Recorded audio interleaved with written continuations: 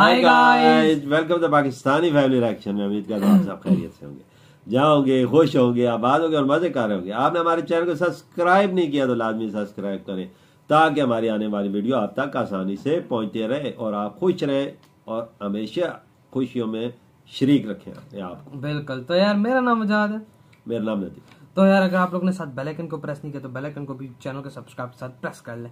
और अगर आप लोगों को कोई वीडियो सजेस्ट करनी है तो वीडियो सजेस्ट कर सकते हैं इंस्टाग्राम पर, वहां पर आपको कोई बात करनी कर सकते हैं, इन्फॉर्मेशन देनी है दे सकते हैं और फॉलो भी कर सकते हैं। लिंक दिया गया है डिस्क्रिप्शन सेक्शन में। बिल्कुल। तो यही सेम काम आप ईमेल के थ्रू भी कर सकते हो। हाँ, उसका भी लिंक डिस्क्रिप्शन में है, मिल जाएगा। तो यार आज का वीडियो बहुत ही मस्त होने वाला है। मतलब कि भारत को मजगा लगाने के लिए भारत को मतलब भेज रहे थे आम, लेकिन भारत ने तो सीधा ही ब्लैकलिस्ट कर दिया। अच्छा। अब यहाँ पे पिक है भाई, एक तरफ मोदी जी को और एक तरफ हसीना बेगम की। अच्छा, तो कोई सीन बांग्लादेश का ये देखते हैं कि इनके साथ क्या हुआ है। तो वीडियो स्टार्ट करते हैं, कानन करते हैं, 3, 2, 1 एंड स्टार्ट। पिछले कुछ दिनों से हमारा पड़ोसी देश बांग्लादेश हमारी सरकार को काफी मस्के लगाने की कोशिश कर रहा था, लेकिन पिछले कल मोदी सरकार ने बांग्लादेशियों को ब्लैकलिस्ट करके साफ कर दिया कि ये पैंतरे भारत के साथ बिल्कुल नहीं चलेंगे। वैसे देखा जाए तो बांग्लादेश के साथ हमारे बेहद अच्छे संबंध हैं। एटलीस्ट बांग्लादेश की सरकार के साथ तो पक्का है। फिर चाहे बांग्लादेश के लोग भारत को पसंद करें या ना करें, पाकिस्तान से आजादी दिलाने के बाद बांग्लादेश को आर्थिक रूप से उसके पैरों के ऊपर खड़ा करने में भारत ने बहुत ही मदद की है। बांग्लादेश कई सारी चीजों के लिए भारत के ऊपर ही निर्भर है, जिसके चलते वहाँ की सरकार भी भारत के साथ अपने करीबी संबंध बनाए रखती है।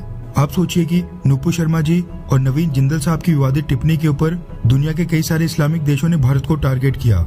इवन बांग्लादेश के लोगों ने भी सड़कों पर उतरकर भारत के खिलाफ नारेबाजी की, लेकिन बांग्लादेश की सरकार ने भारत के खिलाफ एक शब्द तक नहीं बोला और इस मसले के ऊपर भारत की आलोचना करने से बांग्लादेश ने साफ तौर पर परहेज किया। उल्टा पिछले कल खबर आई है कि बांग्लादेश की प्राइम मिनिस्टर शेख हसीना ने भारत के पीएम नरेंद्र मोदी जी और हमारे प्रेसिडेंट रामनाथ कोविंद जी के लिए गिफ्ट के तौर पर खास किस्म के 1000 केजी आम्रपाली आम भी भेजे हैं। बांग्लादेश इसको मैंगो डिप्लोमेसी का नाम दे रहा है और बोल रहा है कि पीएम शेख हसीना के इस जेस्चर से भारत और बांग्लादेश के रिश्ते और भी ज्यादा मजबूत होंगे। 1000 किलो आम होती है। हमें पता है कि पीएम मोदी जी की माताश्री हीराबेन मोदी ने अपना 100वां जन्मदिन मनाया था, जिसके लिए पीएम मोदी गुजरात उनसे मिलने भी गए थे। वहीं बांग्लादेश के विदेश मंत्री AK अब्दुल मोमेन पिछले कल 3 दिन की भारत यात्रा पर आए हैं और खबर निकल कर आ रही है कि उन्होंने बांग्लादेश की तरफ से पीएम मोदी जी की माताश्री हीराबेन मोदी जी को उनके 100वें जन्मदिन की मुबारकबाद देने के लिए 100 रोजेस का एक बुके यानी 100 गुलाब के फूलों का एक गुलदस्ता भी भेजा है। अच्छा। कहने का मतलब है कि भारत के साथ करीबी संबंध बनाए रखने के लिए बांग्लादेश की सरकार समय समय पर इस तरह के जेस्चर्स कई बार शो करती है, ताकि भारत और बांग्लादेश के दोस्ताना संबंध हमेशा बने रहें और बांग्लादेश को जो भारत से आर्थिक फायदा हो रहा है वो उनको होता रहे।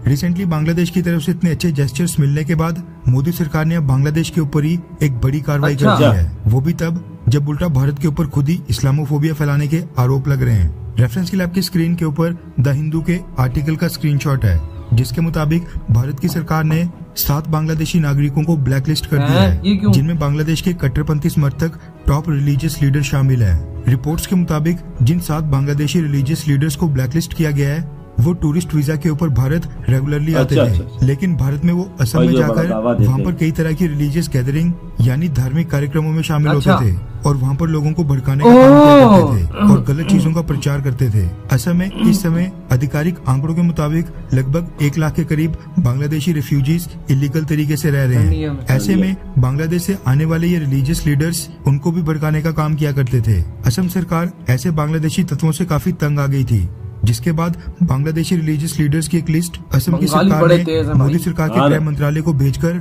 इनके ऊपर कार्रवाई करने के लिए कहा। गृह मंत्रालय आज की डेट में अमित शाह जी देख रहे हैं और अब गृह मंत्री अमित शाह जी ने असम सरकार की इस रिक्वेस्ट को मानते हुए 7 बांग्लादेशियों को ब्लैकलिस्ट करके उनका वीजा कैंसिल कर दिया। 7 बांग्लादेशी नागरिकों में टॉप रिलीजियस लीडर्स के साथ साथ एक सिंगर भी शामिल हैं। सरकारी अधिकारी का कहना है कि ये 7 बांग्लादेशी नागरिक जब भारत में इस तरह की गतिविधियां कर रहे थे, इनको तभी वार्निंग दे दी गई थी कि ये सब भारत के वीजा नियमों का उल्लंघन कर रहे हैं और आगे इस तरह की एक्टिविटीज में ये बिल्कुल भी शामिल ना हो, वरना रिपोर्ट करके तुरंत बांग्लादेश वापस भेज दिया जाएगा। दरअसल जब भी कोई विदेशी नागरिक टूरिस्ट वीजा के ऊपर भारत आता है तो उसको कुछ नियमों का पालन करना पड़ता है। वो भारत में आकर किसी भी रिलीजियस या फिर पॉलिटिकल प्रोग्राम्स यानी धार्मिक या राजनीतिक कार्यक्रम में शामिल नहीं हो सकता है और न ही कोई बिजनेस एक्टिविटीज कर सकता है। टूरिस्ट वीजा पर वो भारत में बस घूम फिर सकता है। लेकिन ये सारे बांग्लादेशी टूरिस्ट वीजा के ऊपर भारत आकर भारत के टूरिस्ट वीजा नियमों को लगातार तोड़ रहे थे। इसलिए भारतीय सरकार ने इन 7 बांग्लादेशी नागरिकों को सीधा ब्लैकलिस्ट ही कर दिया है, जिसके बाद अब वो किसी भी काम के लिए भारत बिल्कुल नहीं आ सकते हैं। खैर, क्या भारत ने 7 बांग्लादेशियों को ब्लैकलिस्ट करके बिल्कुल सही किया, हाँ या फिर ना? नीचे कमेंट करके अपनी राय जरूर बताएं। यार जो उल्लंघन कर रहा था ना, ठीक है, बहुत अच्छा स्टेप लिया है। मतलब कि उल्लंघन अगर ये लोग कर रहे थे, अगर इन लोगों ने ऐसे कांड किए हैं तो भाई अच्छा काम किया, बहुत अच्छा काम किया। ठीक है, ऐसे काम नहीं करते। टूरिस्ट वीजा पे घूमो फिरो, तुम लोग भड़का क्यों रहे लोगों को? और इतने ज्यादा इलीगल बंगाली वहाँ पे रह रहे हैं। बंगाली बड़े तेज है भाई, अगले को बेच के खा जाए पता ही नहीं लगेगा अगले को बेच के उन्होंने ये वफादार नहीं है। वफादार होते तो आप इंडिया के ही होते ये लोग। इंडिया के साथ इंडिया ने कितनी हेल्प की है, देखो 1971 में भी यार देखो, वो तो एक हमारा डार्क ट्रुथ है, ठीक है, पाकिस्तान का। हम इस चीज को मानते हैं कि बांग्लादेश हमसे इंडिया ने ही आजाद कराया, इंडिया ने बांग्लादेश की मदद की। आज उन लोगों को इंडिया का एहसान मंद होने की जगह वो इंडिया को गालियां देते हैं, मोदी जी की गवर्नमेंट को गालियां देते हैं। उनको शर्म आनी चाहिए। आज मैं कहता हूँ कि पाकिस्तान से वो आगे है ना, वो पाकिस्तान से आगे सिर्फ इंडिया की वजह से। अगर इंडिया उनको पाकिस्तान से अलग ना होता तो वो भी भूखे मर रहे होते। आज उधर जो सब कुछ निजाम है ना बांग्लादेश में, सब इंडिया की वजह से, वहाँ की जो और किसी की वजह से। और वहाँ के लोगों को शर्म, वो यार बंगालियों का क्या पूरी दुनिया मशहूर है कि एहसान फरामोश और गद्दार किस्म के लोग हैं। अब इनको बंदा क्या बोले, लेकिन ये है कि वहाँ की गवर्नमेंट इंडिया के साथ अच्छे रिलेशंस वाकई में चाहती है। इंडिया कंट्री में जाते हैं रहने के लिए, टूरिस्ट वीजा के लिए, तो आप उधर जाके ये हरकतें ना करें ना, ये जो आपको इंडिया चीज फॉलो नहीं मना करता, जिस चीज से मजाहिब की और बढ़ावा देने वाली जो विजिट का काम है, आप वहाँ पे घूमे फिरे। और जो बात है भाई गवर्नमेंट की, वैसे बांग्लादेश की गवर्नमेंट काफी अच्छे रिलेशंस रखती है इंडियन गवर्नमेंट से, क्योंकि हसीना लोगों के सारा खानदान था जो हेल्प हुई थी, तो उसको पता है इम्पोर्टेंस। लेकिन वहाँ का लोग सीधा नहीं है ना, क्या बंदा बोले।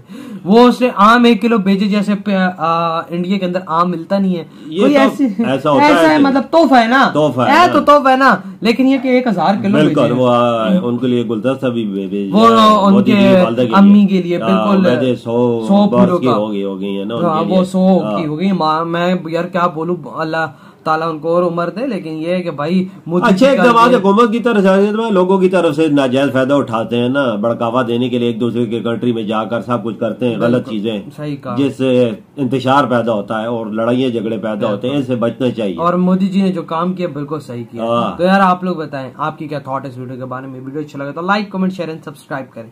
इधर वीडियो खत्म करते हैं। अपना और अपनी फैमिली का बहुत ही ज्यादा ख्याल रखिएगा। तो बाय।